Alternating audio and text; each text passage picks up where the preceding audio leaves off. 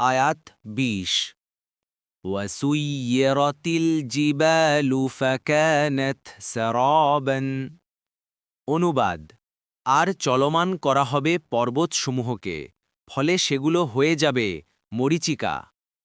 তাফসীর: ১ নং ফুটমোটের বিবরণ। পাহাড়ের চলার ও মরীচিকায় পরিণত হওয়ার মানে হচ্ছে, দেখতে দেখতে মুহূর্তের মধ্যে পর্বতমালা স্থানচ্যুত হয়ে যাবে, তারপর ভেঙে চূর্ণবিচূর্ণ হয়ে এমনভাবে মরীচিকার মতে ছড়িয়ে পড়বে যে মনে হবে সেখানে কিছু আছে কিন্তু কিছু নেই। এরপরই যেখানে একটু আগে বিশাল পর্বত ছিল সেখানে আর কিছুই থাকবে না। এ অবস্থাকে অন্যত্র বলা হয়েছে, এরা আপনাকে জিজ্ঞেস করছে সেদিন এ পাহাড় কোথায় চলে যাবে।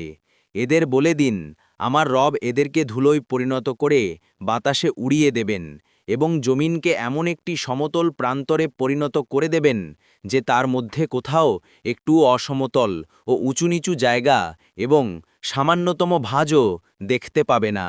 সূরা তহা ১০৫ থেকে ১০৭। ইবনে কাসির।